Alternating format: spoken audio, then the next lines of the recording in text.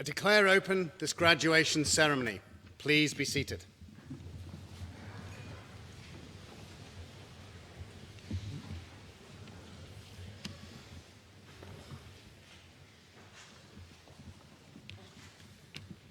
Graduating students, guests and staff of the university, it's a great pleasure to welcome you to this graduation ceremony as Vice-Chancellor of Ulster University. The role of Vice-Chancellor is wide-ranging. It certainly has its challenges, but these are greatly outweighed by the pleasure I get as an educator and a teacher to see the success of Ulster students as they progress through their studies to the realisation of those years of hard work in these graduation ceremonies. These are most certainly the highlight of the university year.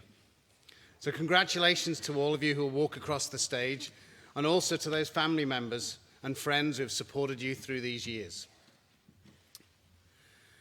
Recent years have rightly seen a significant debate within higher education about the importance of what's known as student experience, your experience, and ensuring that those who come to university not only benefit from an excellent education, but also enjoy the rewards to be drawn from a dynamic and vibrant interactions of campus life. Leaving here today, you'll be exploring different routes. Some will go into employment, some will remain in education, some will go back to your communities to apply your knowledge and skills to advance the economic, social and cultural lives of those communities. A real civic contribution. Before you leave, I think it's worth reflecting on the concept of student experience for a few moments. It's of course not one thing. It will have been many things to each of you. Let me start by saying that I firmly believe that students are and must be the centre of university life, working in partnership with academics and professional staff, not only to develop through an all-embracing student experience, but also to build a university that plays its full role in the communities that we are part of. As Vice-Chancellor, I take great pride in this university and in its students and staff.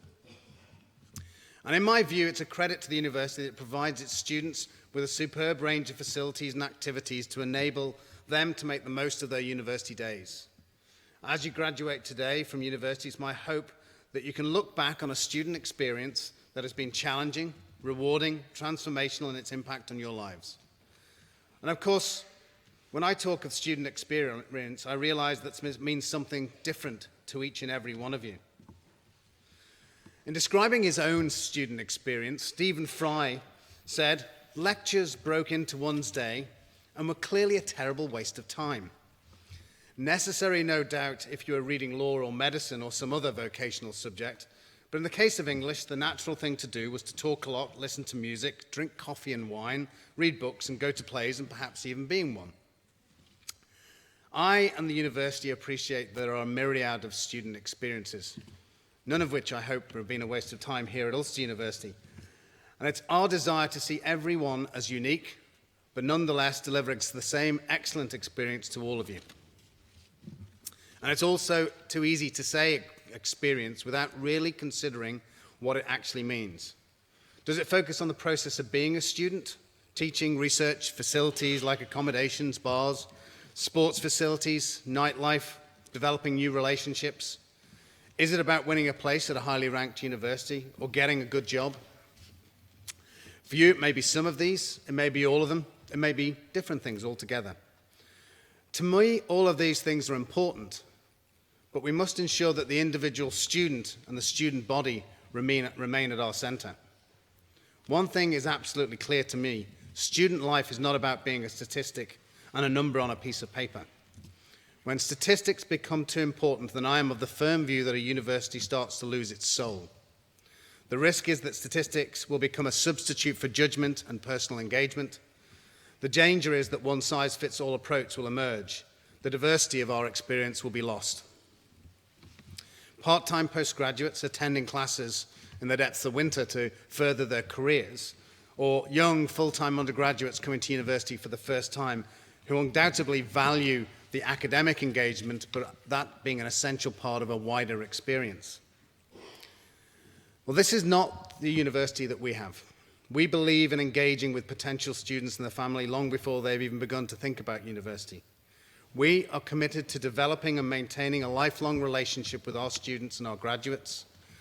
While it may be popular among the sector to consider students as customers or consumers, Ulster sees its students as individuals, as friends, and as part of what we describe its family.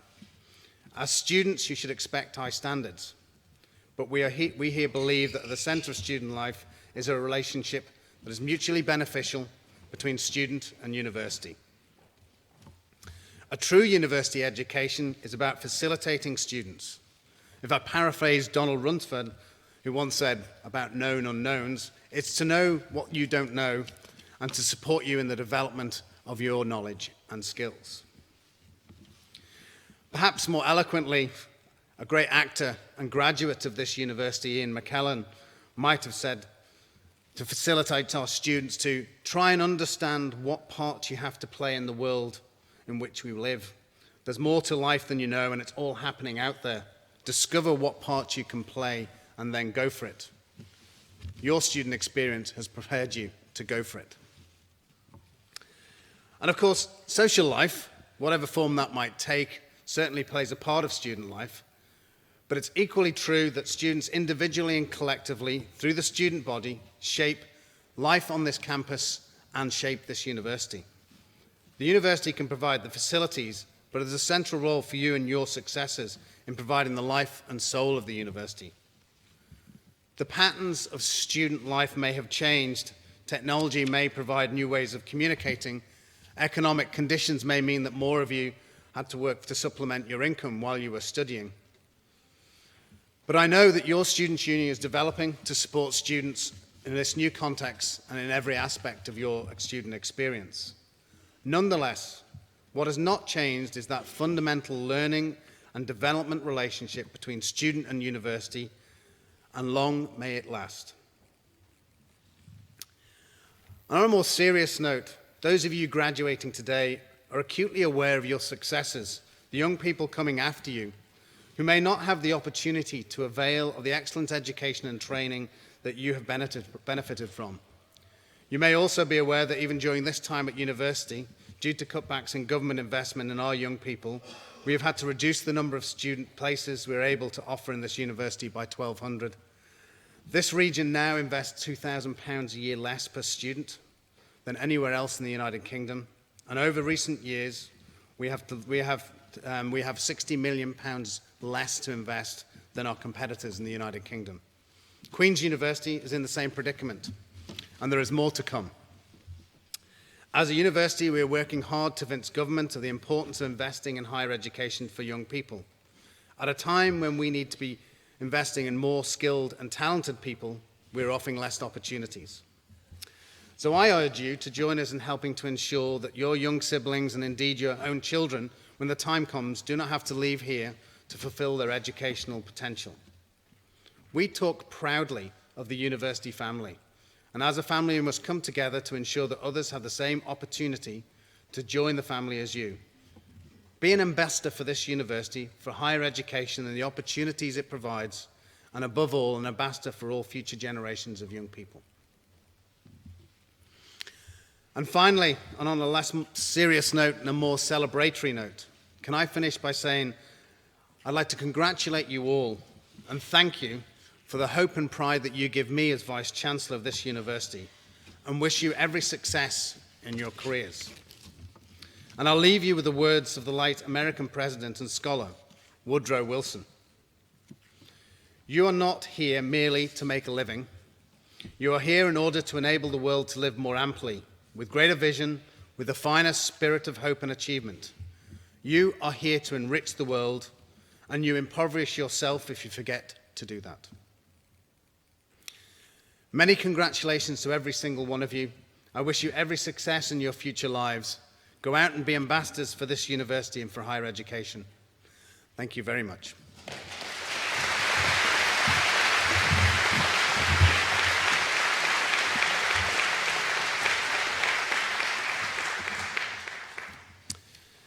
In accordance with the wishes of the Senate and by virtue of the authority vested in me, I have conferred honorary degrees and other academic distinctions of the University of Ulster on those named in the conferment list approved by the Senate. I call upon Professor Griffiths to present David Orr for the honorary degree of Doctor of Science.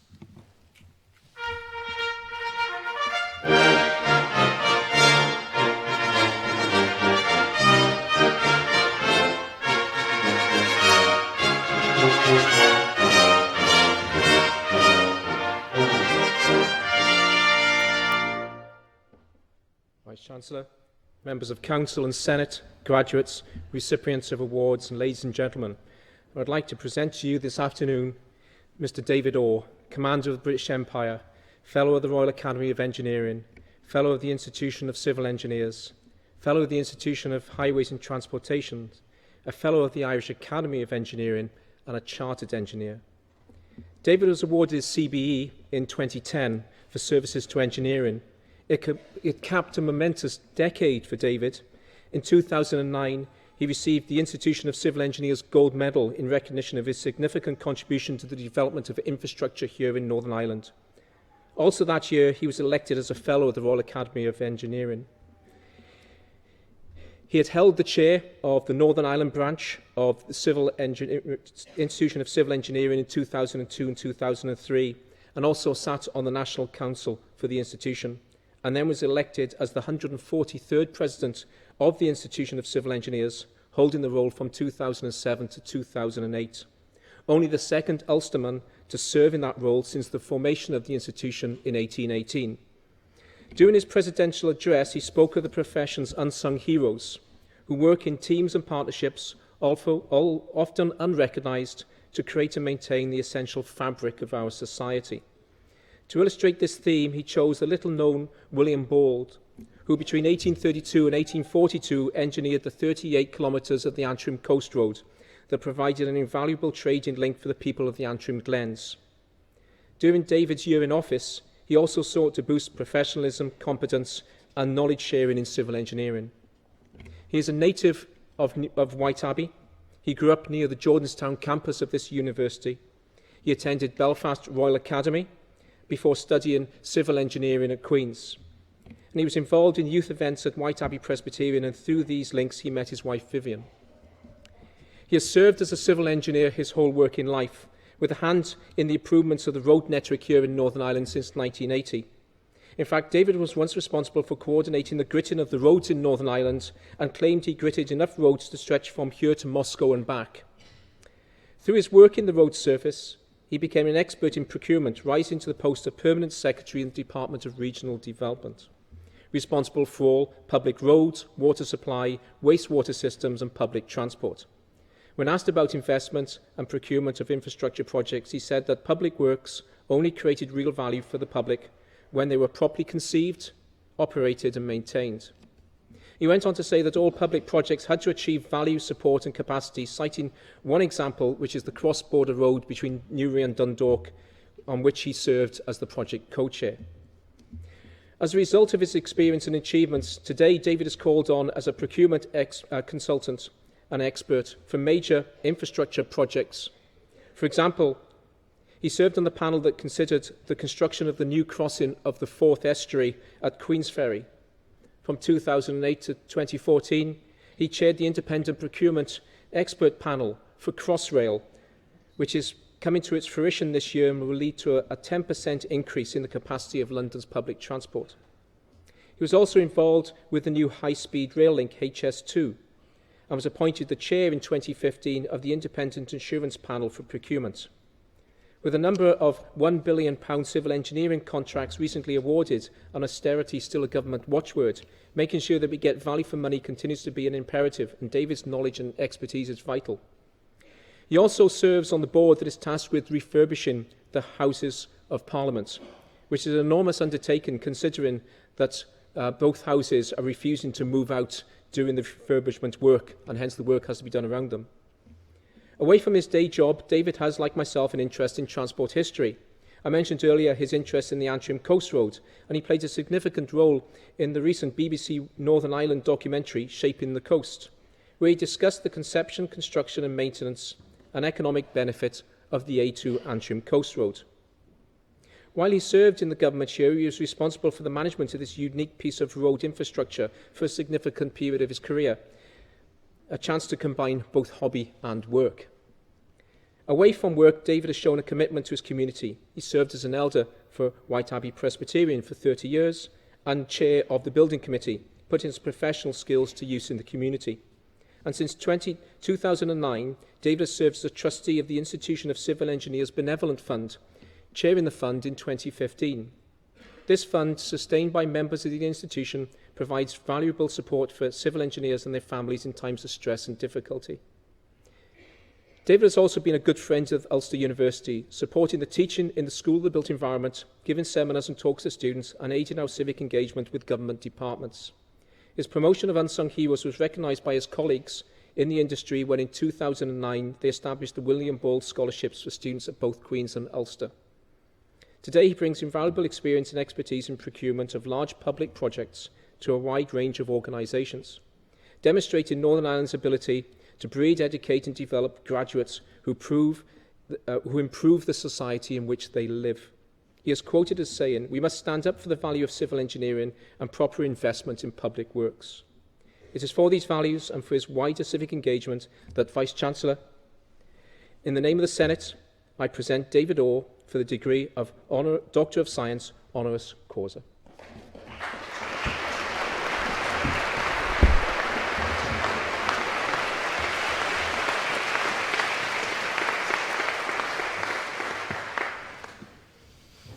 David Orr, in the name of the Senate, I present to you the degree of Doctor of Science, honoris causa.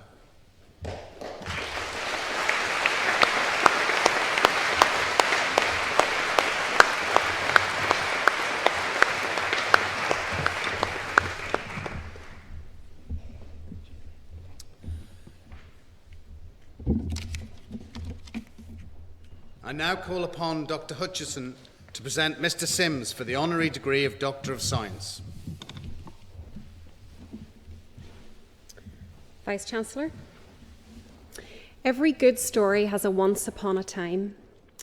Ricky Sims was born in 1974 to Father Norman and Mother Margaret Sims. Raised in Milford, he spent his early childhood summers on the beaches of Port Salon, Marble Hill and Rathmullen.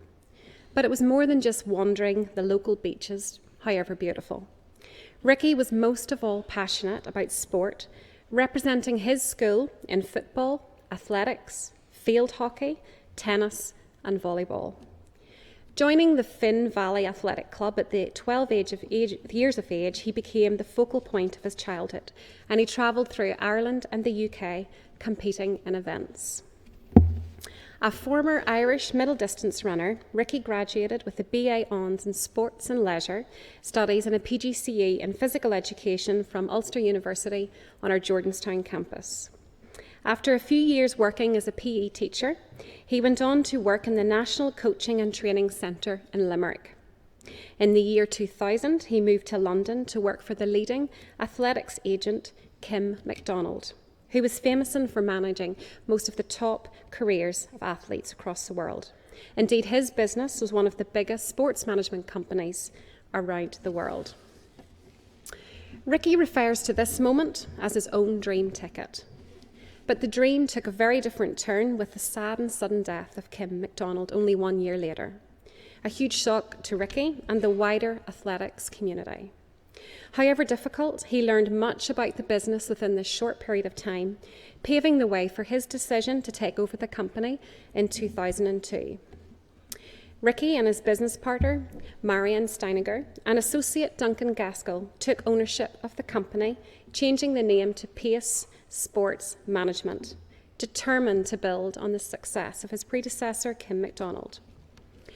Pace Sports Management is a sports company marketing working with some of the biggest names in the world of sport, specifically in track and field, cross-country and road running. The company arranges competitions, endorsements and PR appearances and has been instrumental in developing their clients into the global superstars on and off the track. Today, the company is based in Monaco with a service office in London and infrastructure in Jamaica and the USA. They also run a training camp in Kenya, discovering and recruiting talented young athletes some that come from severe poverty, and joining one of these camps is a dream ticket for each one of those children. Fortunately for Ricky, his wife, and also his business partner, work together on the same projects and travel to the same events. Marion and his beautiful daughter, Mia, are here today, as well as his parents, Norman and Margaret, and you're both and all very welcome. The big break for Ricky came with the company in 2003 when he recruited a young Jamaican sprinter called Usain Bolt. Ricky first spotted Bolt in 2002 when the Jamaican sprinter was a tall 15-year-old beating off 18 and 19-year-olds to win the Junior World Championships. Ricky found out that Bolt was looking for an agent, and he not only got an introduction, but he became and secured his agent. Bolt went on to become the fastest man in the world and a global star, and Ricky still remains his agent today. In an industry where it is the norm for sports to change their agents and managers, this is an impressive demonstration of loyalty. Now, other management deals include Olympic and world champion Mo Farah, who at his home Olympic Games in London in 2012 won the 5,000 metre and the 10,000 metre distance double to add to his world and European titles. With this success, plus winning performances from a number of other top athletes, Ricky has become one of the most successful sports agents in the world, and his company has gained global recognition for developing and marketing athletic stars. So, what does a day in the life of an agent actually look like? Well, the relationship with some clients is purely business. Others, like Bolt, are more like family. Essentially, the agency takes care of everything off the field so athletes like Bolt can focus on one thing: performing on the track. Now, this involves all things professional, like negotiating multi-million-dollar contracts, as well as all things personal. So, when the fastest man on the planet, Usain Bolt, decides he wants to buy a new car or take a holiday, Ricky makes it happen. Providing such a micromanaged level of service, not only to Bolt, but to other world champions on the books, means he is always on call. In delivering such a high level and high quality service, the company today has to be much more selective in order to make sure that the big clients are getting the very best service in the world. Described also as the Irish Jerry Maguire, Ricky has been listed in Sports Business International top 20 most influential sports agents in the world. He is named 3 times in the top 20 most influential people in athletics in the UK, as well as listed in London's 1,000 most influential people. He was awarded a European Athletics Association coaching honour for services to athletics, as well as the Athletics Kenya Agent of the Year award. Now, he's also a board member of the Association of Athletics Managers, an IAAF authorised and licensed athlete representative. As well as being the CEO of Pace Sports Management, he's on the board of directors of a number of other companies. So I'm sure everyone would agree, a pretty impressive list of credentials. Now, all of this success comes at a cost, and the journey hasn't always been easy. Breaking into the agency industry is tough because the opportunities are few and far between. But Ricky has shown the world that the most important thing is to have a passion for whatever you do, work hard and gain experience, and be committed to your company and clients. And for Ricky, that has meant that much of his early experience in Ireland was actually achieved by unpaid voluntary work. Now, because of his demanding work schedule, Ricky finds it hard to get back to those beautiful beaches of Donegal, as much as he would like. But I'm hoping today was one of those excuses. So finally, today is about recognising and celebrating Ricky Sims, one of the most influential sports agents in the world. It has been my privilege to tell you the story of his journey and success thus far. But I'm pretty sure this is not the end of the story, and there are a few more chapters to come. Vice-Chancellor, I would like to present Ricky Sims with the honorary degree of Doctor of Science, honoris causa. Thank you.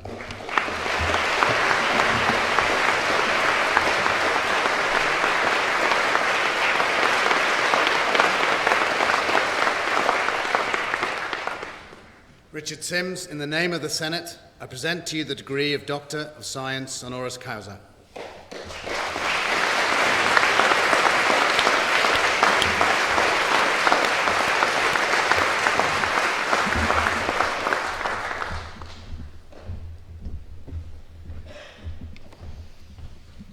I now call upon Professor Jędrzejewski, Pro-Dean of the Faculty of Arts, to present candidates.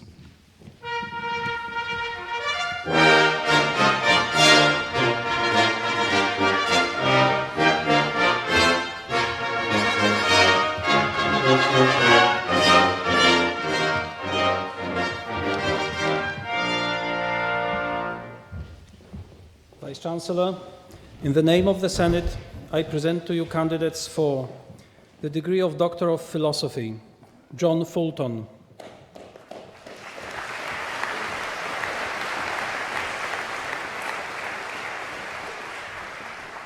Martin Moore.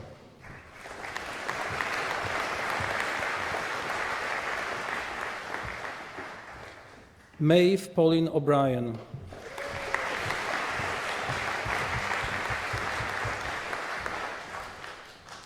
Margaret Nuala O'Brien Moran.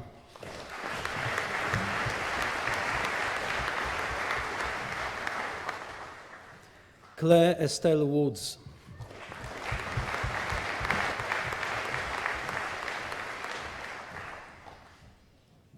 Emma Louise Wright.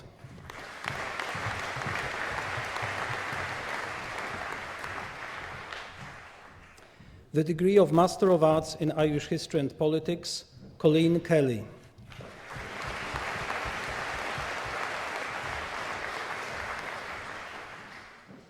The degree of Bachelor of Arts with Honours in Applied Languages and Translation and Diploma in International Academic Studies, Sinead Coleraine.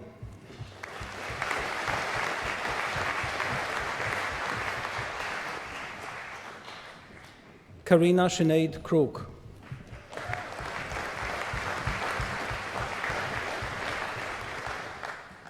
Ola Scallion.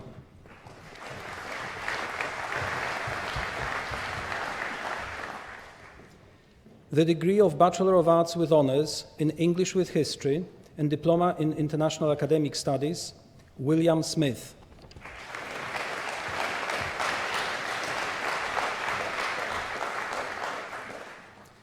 The degree of Bachelor of Arts with Honours in French and German and Diploma in International Academic Studies, Jordan Tasker.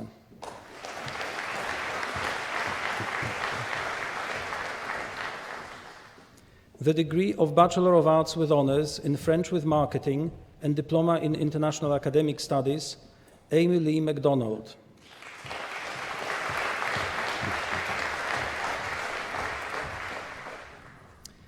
The degree of Bachelor of Arts with Honours in French with Spanish and Diploma in International Academic Studies, Julia Lauren Coulter.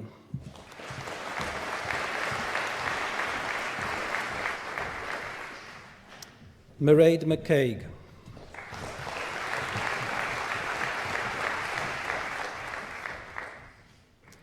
The degree of Bachelor of Arts with Honours in German and History and Diploma in International Academic Studies, Lauren McKibben.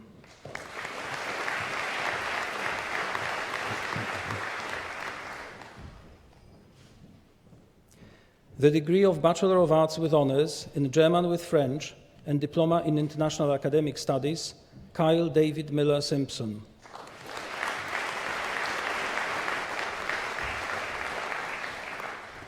The degree of Bachelor of Arts with Honours in History and Diploma in International Academic Studies, Matthew James Robinson.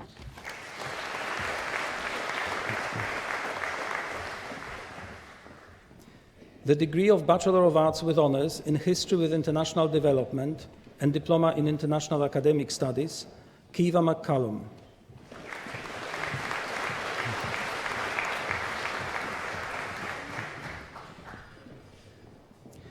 The degree of Bachelor of Arts with Honours in Media Studies and Production and Diploma in International Academic Studies, Brendan McKillop.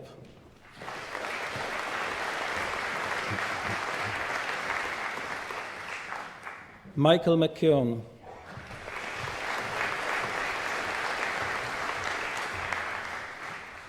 Aaron Rice.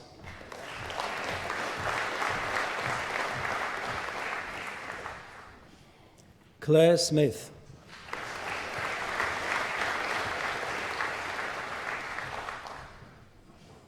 Lauren Wilson.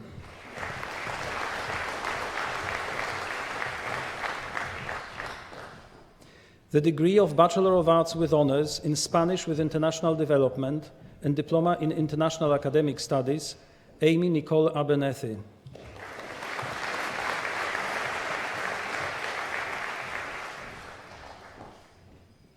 The degree of Bachelor of Arts with Honours in Interactive Media Arts and Diploma in Professional Practice, Greg Christopher Reed.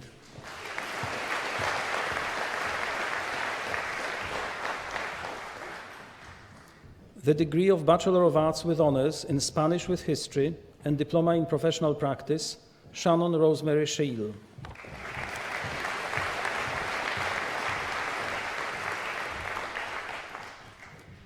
The degree of Bachelor of Arts with Honours in English and Spanish and Diploma in Professional Practice International, Megan Vivienne Charlotte Stewart.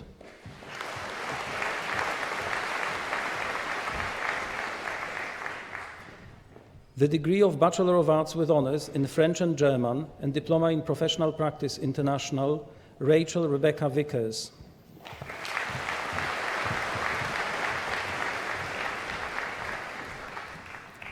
The degree of Bachelor of Arts with Honours in French and History and Diploma in Professional Practice International, James Thompson.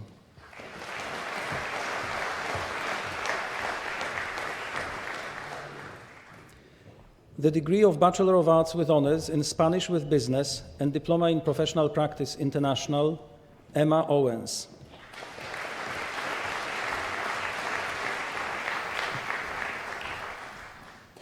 Lee Spratt.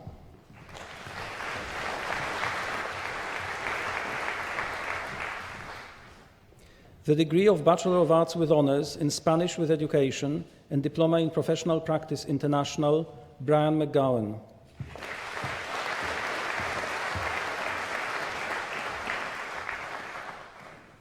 The degree of Bachelor of Arts with Honours in English, Ruth Barr.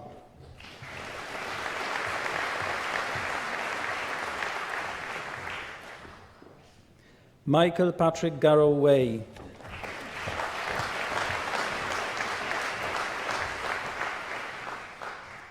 Sarah Ann Bell.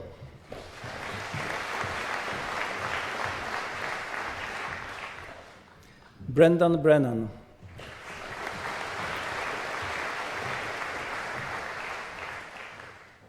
Kurt Dean Darby.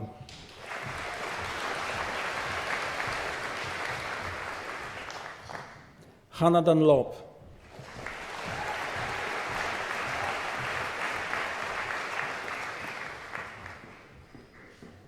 Stuart Robert Gillan.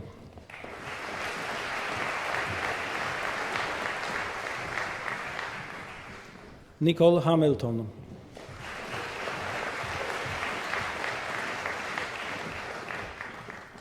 Jordan Bethany Hetherington.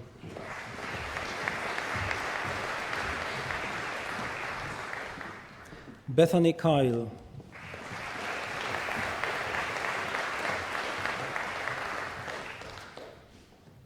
Anthony McGuigan.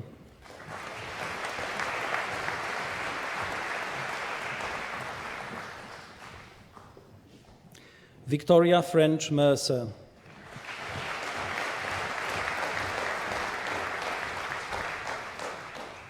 Hannah Elizabeth Mitchell.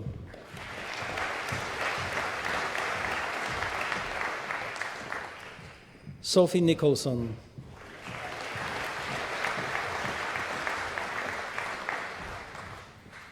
Leona O'Neill.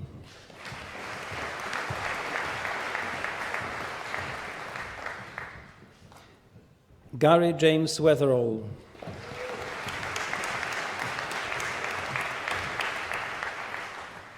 Lara Colgan,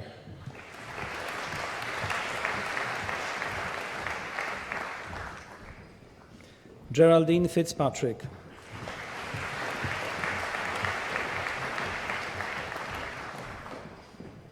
Olivia Makalia,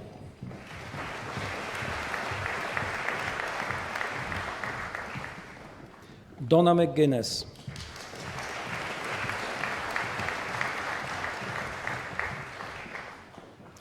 Jonathan Ian McIlroy,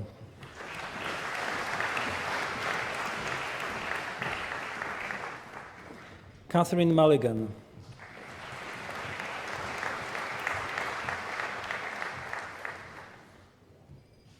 Kirsty Ann O'Neill,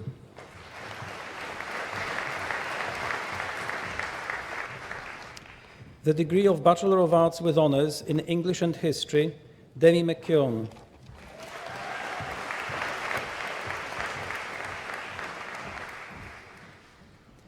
the degree of Bachelor of Arts with Honours in English with Chinese, Fiona Sarah Catherine Bell,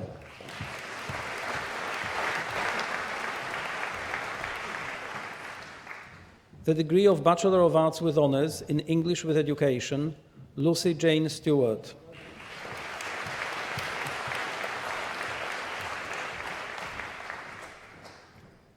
Caitlin Amy Old,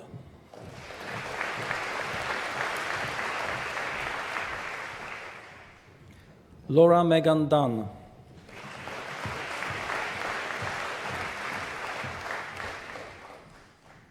Bethany Henry,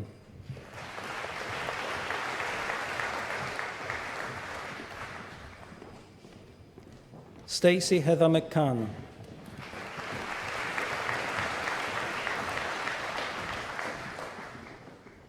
Hannah Jane Nelson,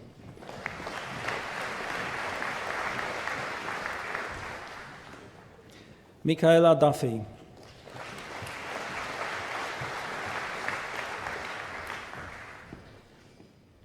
Laura Marie Kerr,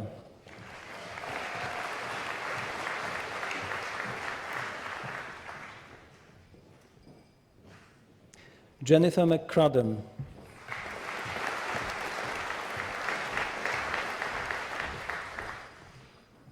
the degree of Bachelor of Arts with Honours in English with History, Cody Tina Henry,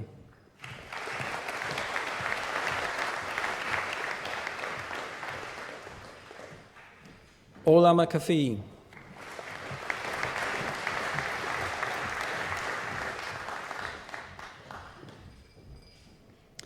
the degree of Bachelor of Arts with Honours in English with International Development, Jessica Ruth Berry,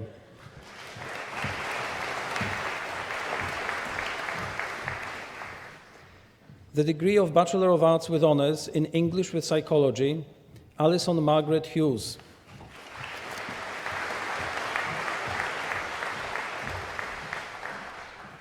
Ashley McGowl,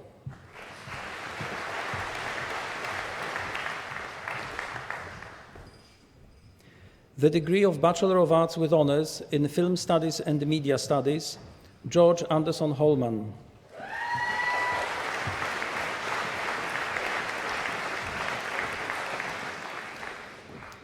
Amy O'Neill,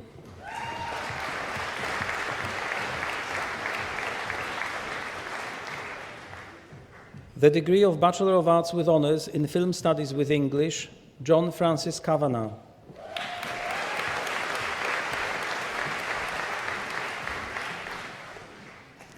Kiva McMahon,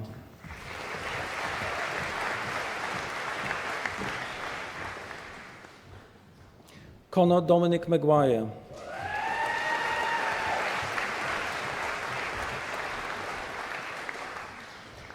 the degree of Bachelor of Arts with Honours in Film Studies with International Development, Katrina Porter,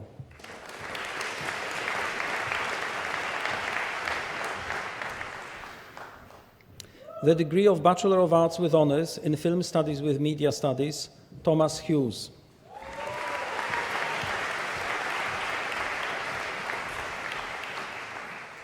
the degree of Bachelor of Arts with Honours in Film Studies with Photoimaging, Nicola Caroline Anna Johnston,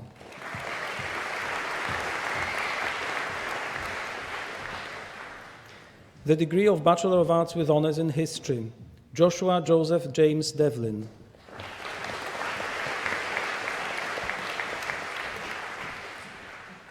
Geraldine Hammond.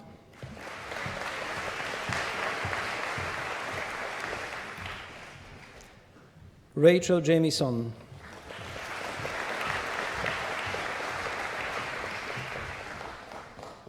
Timothy Leckie.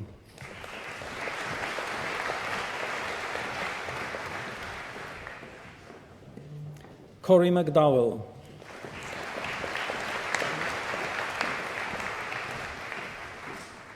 Adam McIlveen.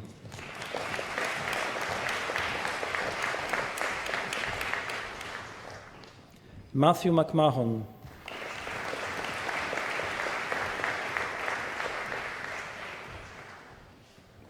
Shauna Mullen.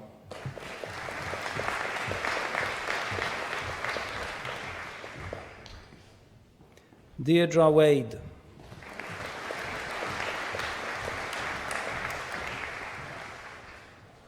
Louise Claire Adamson.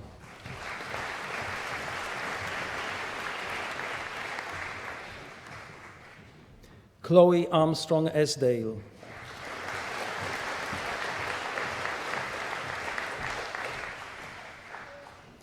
Daniel Reimer Bestek.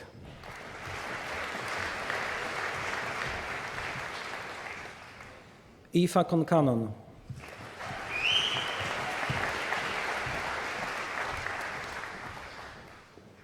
Sarah Teresa Cooney.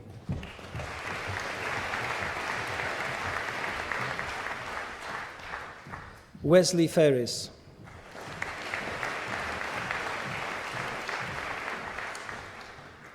Brett Garrett.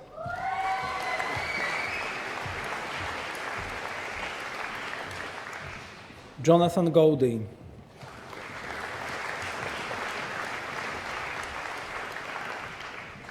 Richard Graham.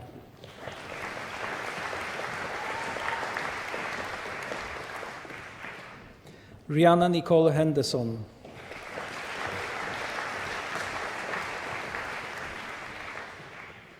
Jordan Kelly.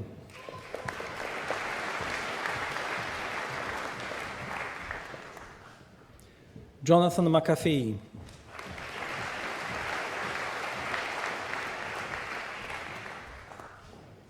Aaron McCallion.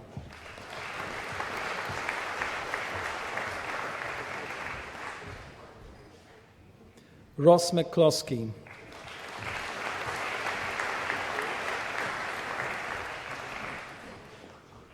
James McDade.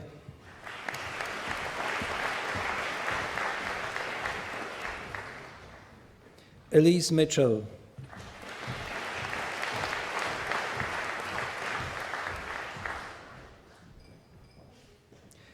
Katie Louise Muldoon.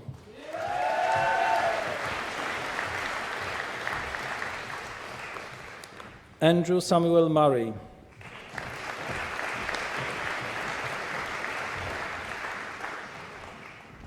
Cormac O'Brien.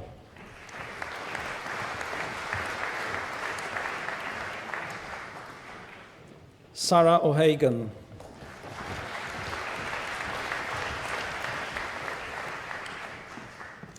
Gareth Rees.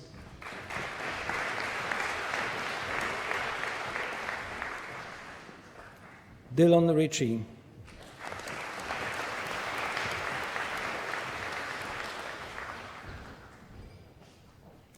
David Ian Stevenson.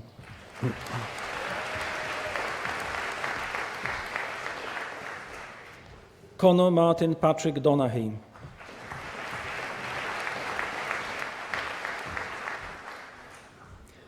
David Gorley.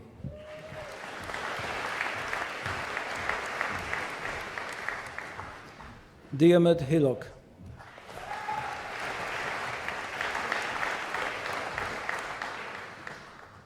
Oliver McGowan.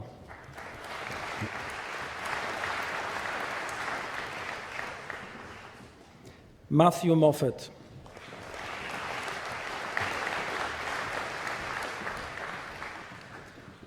Ryan James Murray.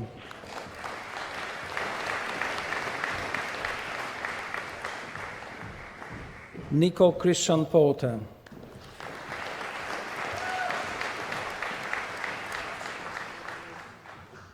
The degree of Bachelor of Arts with Honours in History with Education, Una Mercado.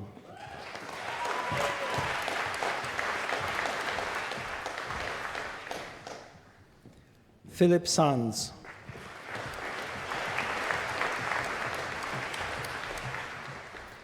Jenna Gardiner.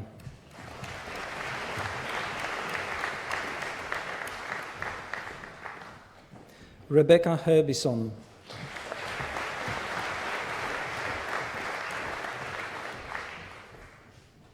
Emma McGee.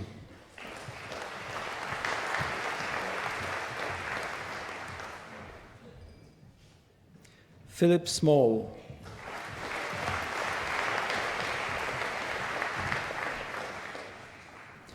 Andrew Woods.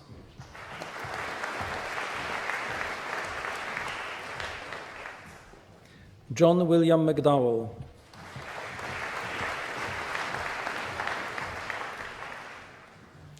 The degree of Bachelor of Arts with Honours in History with International Development, Niamh Bonner.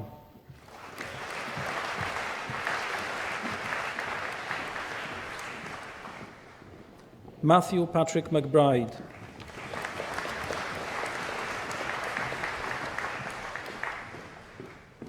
Martin Johann Frank Waitlow.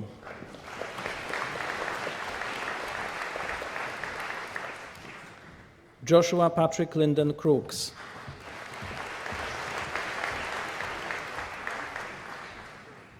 The degree of Bachelor of Arts with Honours in History with Psychology, Samantha Bell.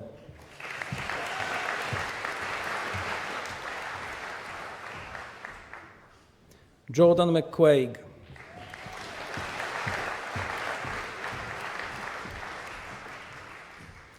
The degree of Bachelor of Arts with Honours in History with Spanish, Stephanie Irwin.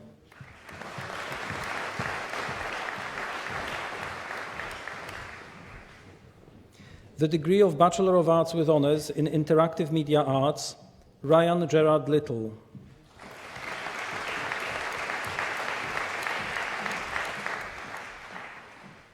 Laura McCurry.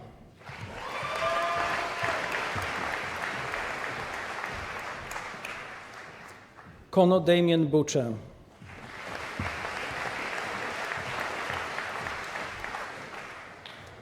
Jordan Christopher Canning.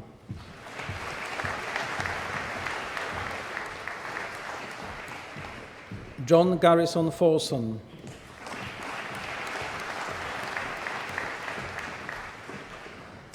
Claudia Green.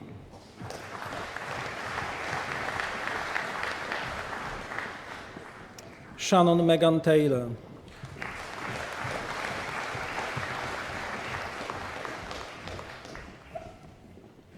Joel White.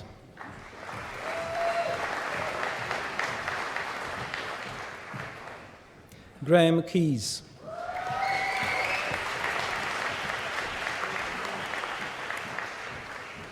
Rebecca McAllister.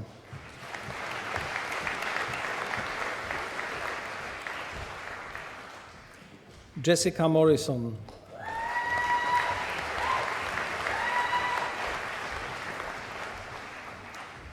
The degree of Bachelor of Arts with Honours in Journalism with English, Christine Diane Carrigan.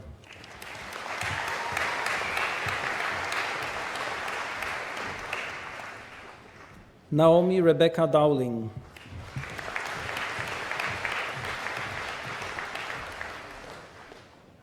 Onya Magella Quinn.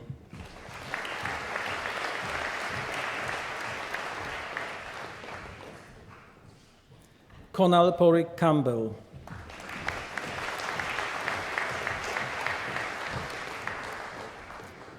Jodie Curran.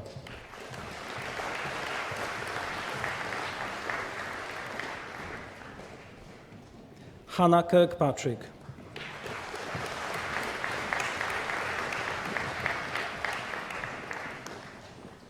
Emma McCall.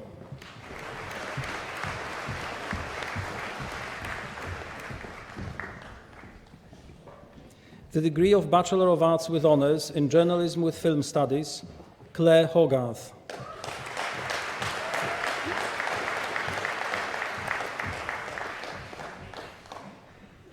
Chloe Warnock.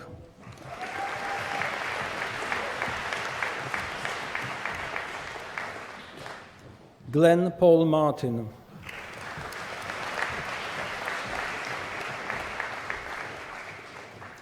Sophie Maxwell.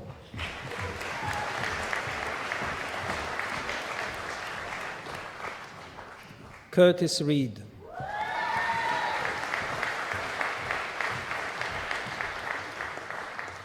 The degree of Bachelor of Arts with Honours in Journalism with History, Katie Margaret Adams.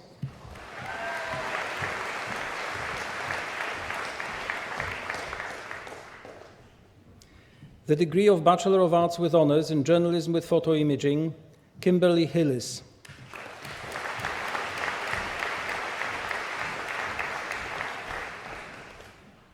Aoife Riley.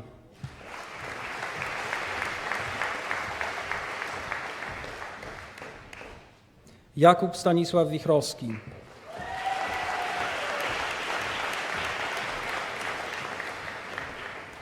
The degree of Bachelor of Arts with Honours in Media Studies and Production, Lauren Ann Brown.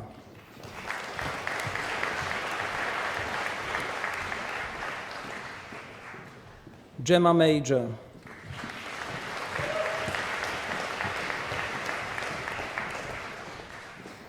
Laura O'Donnell.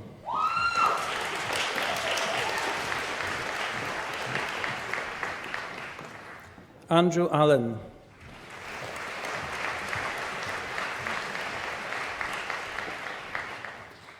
Emma Bonner.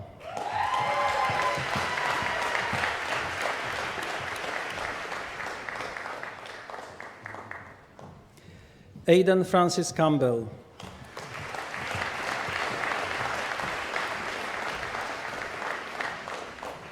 Shanice Chan.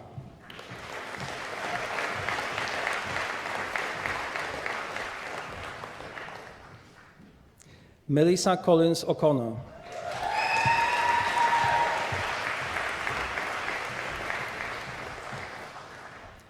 Lauren Rebecca Hamill.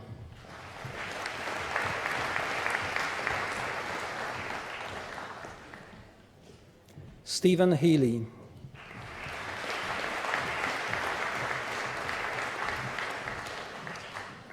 Sean McGuinness.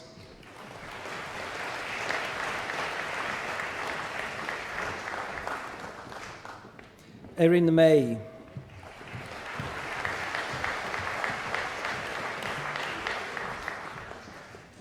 Lauren McCool.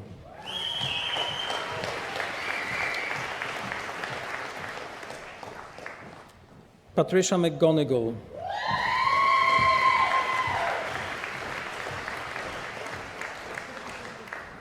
William Andrew Miller.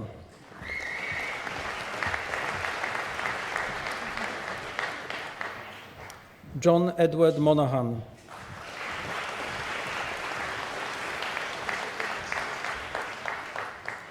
Andrew Nichol.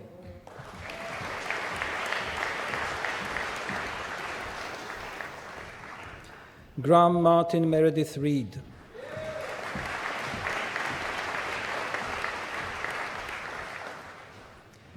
Jill Margaret Sheridan.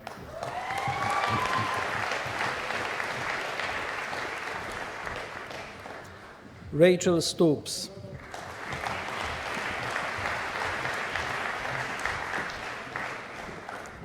David Tierney.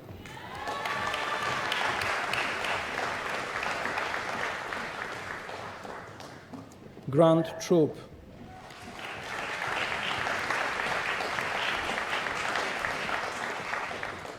Connor White.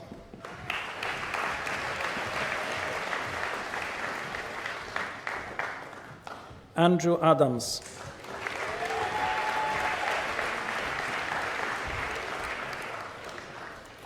Jonathan Adamson.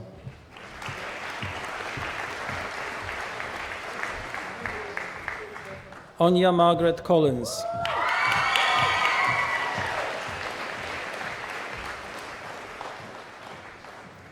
Jessica Louise Davison,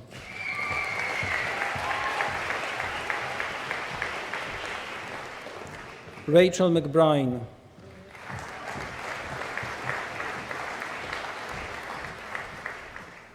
Christopher McCarroll,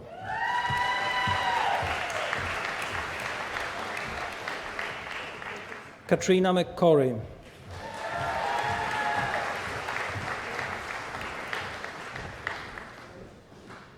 Francine Montgomery,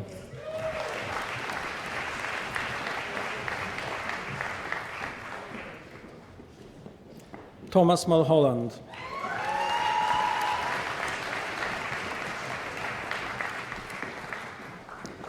the degree of Bachelor of Arts with Honours in Media Studies with English, Olivia McCobry,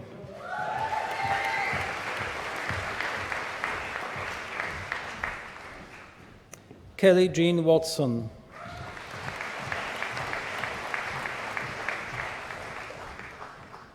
Lucy Rebecca Craig,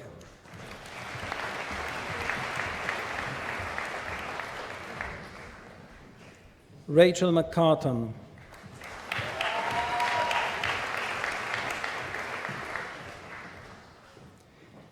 the degree of Bachelor of Arts with Honours in Media Studies with Film Studies, Paul Carey,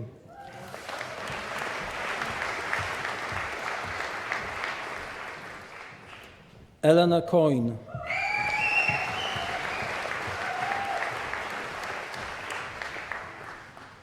Kelly McAllister,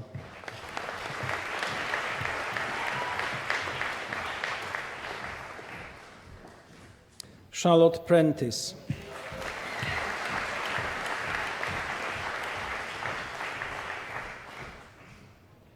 the degree of Bachelor of Arts with Honours in Media Studies with International Development, Lindsay Rebecca Smith,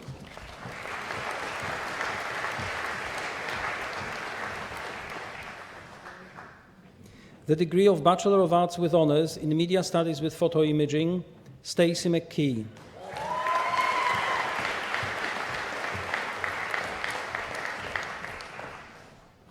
Alexandra Erin Blair,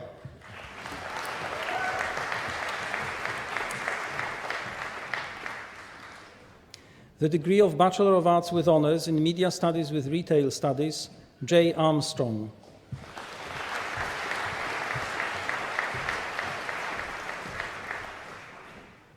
the Associate Bachelor's degree in French and Spanish and Diploma in International Academic Studies, Katrina Anne-Marie Kerwan,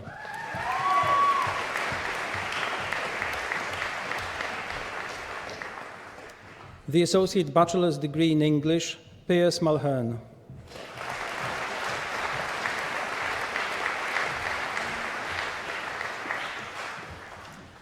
Vice-Chancellor, this concludes the presentation of candidates from the Faculty of Arts.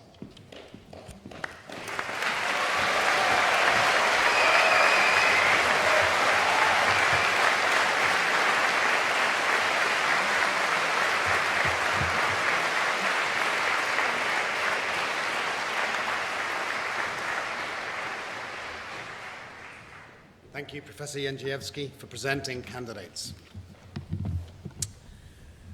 I now call upon Honorary Graduate Dr. Orr to address the congregation on behalf of those who have been presented.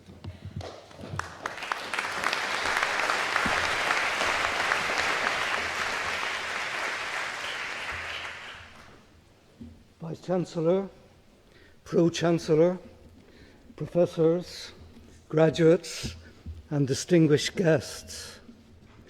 Well, what an honour and what a privilege to share with you in the joy and delight of our graduates here today at the pinnacle of their time at Ulster University. I feel this is a fitting recognition of your intellect, your hard work, and your achievement. You deserve to enjoy this day and to enjoy the pride of your family and friends. And on your behalf, may I thank your lecturers and tutors for guiding you in your studies, and thank your families and friends for supporting you in your great endeavour. What you've received today is more than your name on a piece of parchment, highly prized though that may be. But you have also received something of immense value, and that thing is opportunity. Opportunity to advance in your chosen profession or career, opportunity to do things for the public good, opportunity to make a difference in our world, and, as the Vice-Chancellor said, opportunity to go for it. But the single most important thing I would like to say to you is this.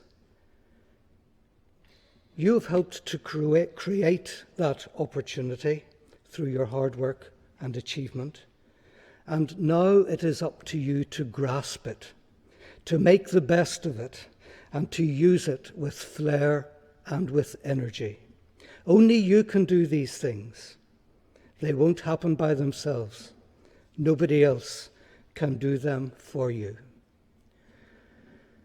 I have been blessed by many opportunities. Little did I imagine when I graduated of the path that my life and profession would follow. As a simple civil engineer, I thought I would be playing a small part in designing and building the roads and water networks and transport systems here in Northern Ireland. But opportunity came my way and was grasped, and I have thoroughly enjoyed my professional career here in Ireland and in Britain. I have many happy memories of working for the Roads Authority here. And Professor Griffiths mentioned one of the jobs, the Newry to Dundalk motorway, where I was co-chair of the project board with a very esteemed colleague from the south. It was a tricky job, negotiating a route through hilly terrain and a border that didn't recognise straight lines.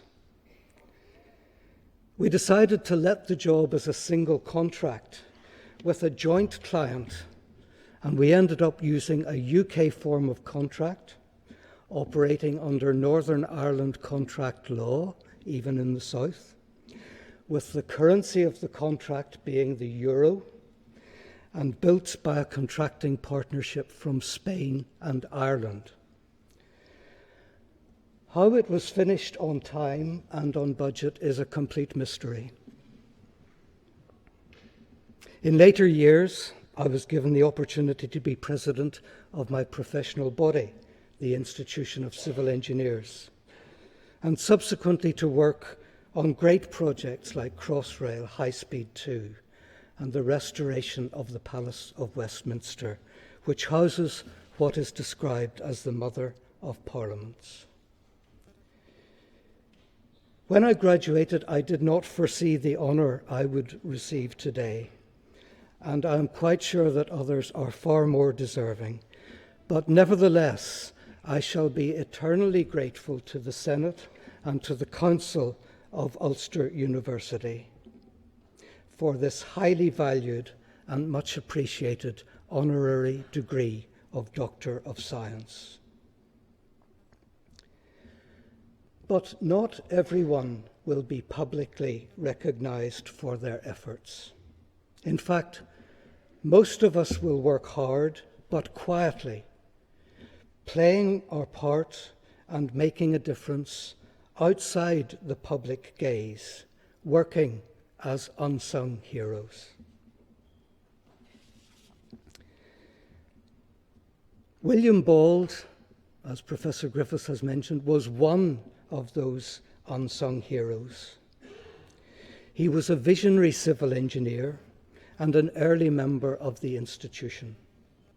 And it was under his leadership that the Antrim Coast Road was engineered between 1832 and 1842.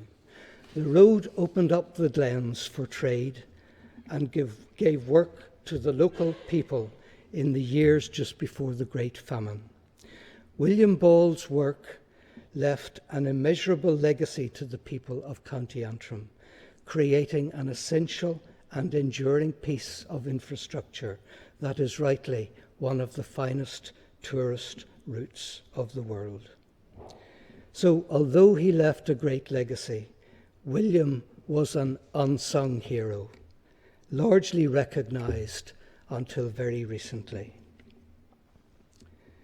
And on a personal note, may I thank another unsung hero, my wife Vivian and my family, for their support and inspiration throughout my career. So, to our graduates today, may I say this: grasp those opportunities, pursue your dreams, and whether you shine on the public stage or proudly serve as unsung heroes, may you succeed beyond all measure. Thank you for listening.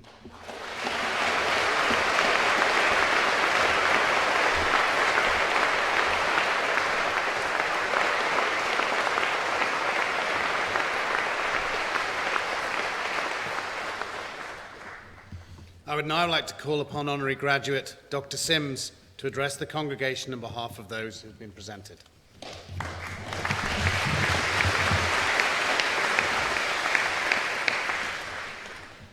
Vice-Chancellor, members of the Council and Senate, graduates and recipients of awards, ladies and gentlemen, good afternoon. I'd like to start by thanking the Ulster University for awarding me this honorary degree of Doctor of Science. It is indeed a great honour. Congratulations to all the graduates here today, and on behalf of all the award recipients, I'd like to thank the University for helping everyone reach this stage. All the hard work, late nights, and sacrifices you've made have been worth it. A big thank you should go to all the proud family and friends who supported the graduates on their journey to the stage today. I'm grateful for the support of my parents, my wife and business partner Marion, the various mentors who I have looked up to in my career. Over the years, I've been fortunate to work with some extremely talented athletes, some amazing companies and organizations, but probably the main reason I'm here today is my work with two people whose talent is that they can run very fast. I started working with Usain Bolt when he was 16 years old. Since then, he became the world's fastest man, one of the greatest legends in the world of sport and a household name. The other is Mo Farah, who arrived in the UK from Somalia aged 9 and gradually became the world's best long-distance runner. Between them, they have 12 Olympic gold medals and 16 World Championship titles. Usain was selected 4 times as the Laureate World Sportsman of the Year. It is largely thanks to their achievements that I've been recognised with this honour. One question I'm often asked is how someone from a little place called Donegal, in the top corner of a little country called Ireland, came to manage the career of the world's fastest man. As if you need to be born somewhere else to be successful. I've been fortunate to travel the world, and the more places I go, the more I realise how lucky we are to be born and live in a first world country, where many of the things we take for granted, things like food, water, electricity, and access to education are considered normal for us. There are many kids all over the world who would love to have the opportunities that we have and the ability to get a college degree. Wherever your journey takes you, always be proud of who you are and where you come from. In sport, some of the most successful stars come from very humble beginnings, whether that is the footballers from the favelas of Brazil or a council estate in Liverpool, the long-distance runners from the highlands of Kenya or the sprinters from rural Jamaica. Some of the world's biggest music stars come from the inner cities where the challenges they face growing up inspires the lyrics that make them famous. Many of the world's most successful entrepreneurs started from the bottom and worked their way to the top. I was at a conference in Kuala Lumpur a few weeks ago where one of the speakers was the Chinese businessman Jack Ma. Some of you may know his story. Jack Ma struggled to attend college. He took 4 years to pass the entrance exam. He applied for 30 jobs and was rejected by them all. He was rejected by Harvard University 10 times, but he didn't let it stop him. He went on to found the internet company Alibaba and is currently the richest person in Asia, 14th richest in the world, and earlier this year was estimated to be worth $41 billion. His story, and many stories like him, are an inspiration to us all. So as a university graduate in 2017, anything is possible. I graduated from the University of Ulster in Jordanstown 21 years ago. Time passes quickly. Since then, we have seen major developments in the world. Nowadays, things like gender, race, or religion should not be a barrier to success. Some examples. Germany has a female president running for her 3rd term. The United States had their first black president, and closer to home, Ireland recently voted in an openly gay Taoiseach from Indian heritage. As a university graduate in 2017, anything's possible. Having a degree is the first step on the career ladder. Some of you may know exactly what you want to do and where you want to go. Some of you may have no idea. This is fine.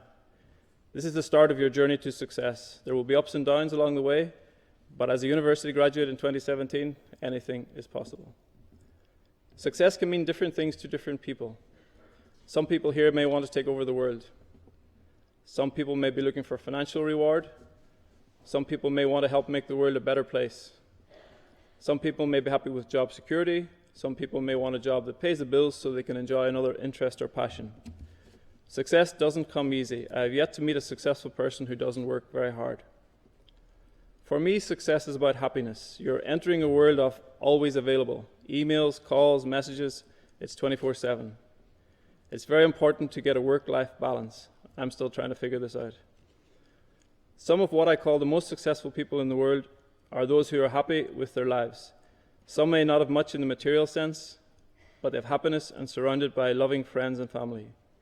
So find your talent, find your passion, work hard, but most of all, find happiness. I will finish with 3 quotes from successful people, one from business, one from sport, and one from politics. The only way to do great work is to love what you do, and that's from Steve Jobs, founder of Apple. The next one is from Michael Jordan, the world's greatest basketball player. I've missed more than 9,000 shots in my career. I've lost almost 300 games. 26 times I've been trusted to take a game-winning shot and missed. I failed over and over in my life, and that is why I succeed. And finally, from Nelson Mandela, education is the most powerful weapon which you can use to change the world. Although your formal education may now be completed, you can never stop learning. Finally, congratulations again to all the graduates. Enjoy today, and for those who have plans to celebrate tonight, enjoy that too. My last piece of advice, when you wake up tomorrow morning and start working on your CV, spend an hour going through your social media accounts and delete any photos or videos that you may not want a prospective employer to see. Thank you.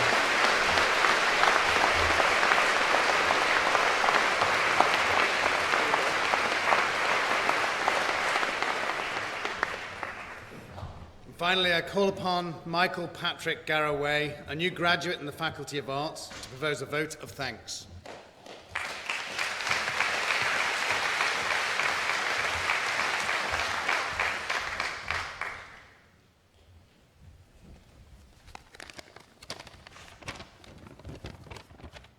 Chancellor, ladies and gentlemen, families and friends, I am pleased and privileged to speak to you on behalf of those graduating today.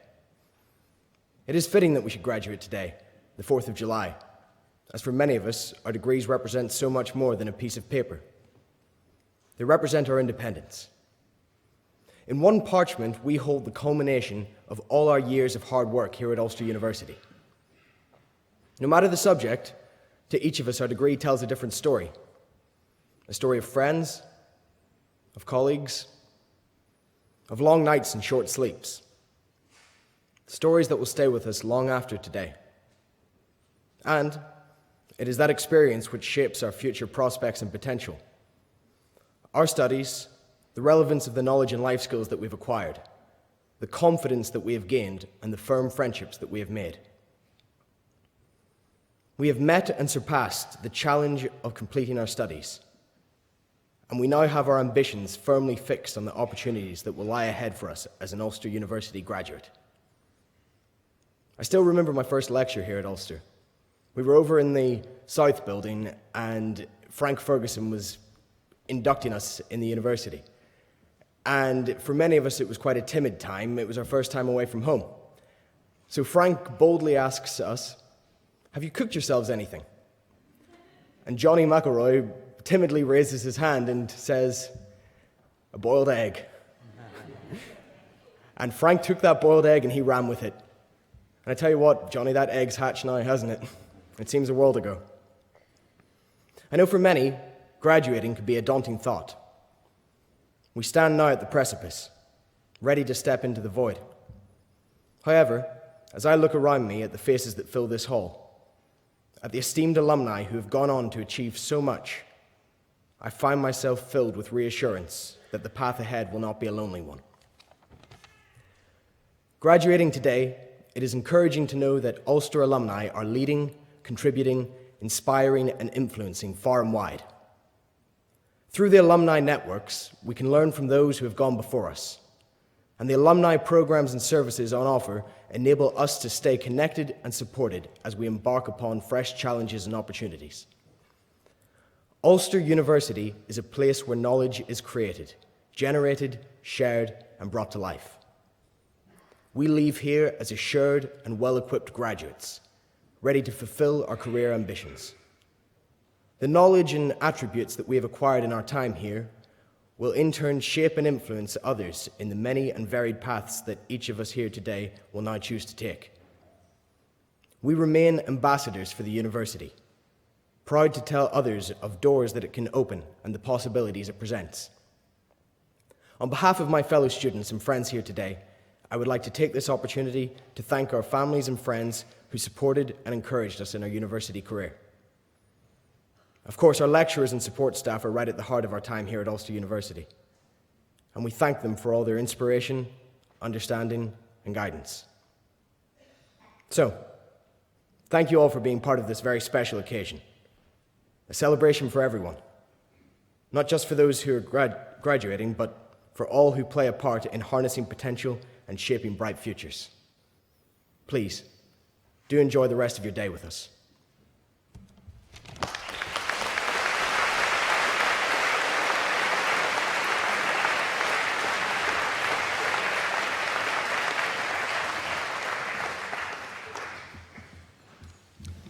Thank you very much, Michael.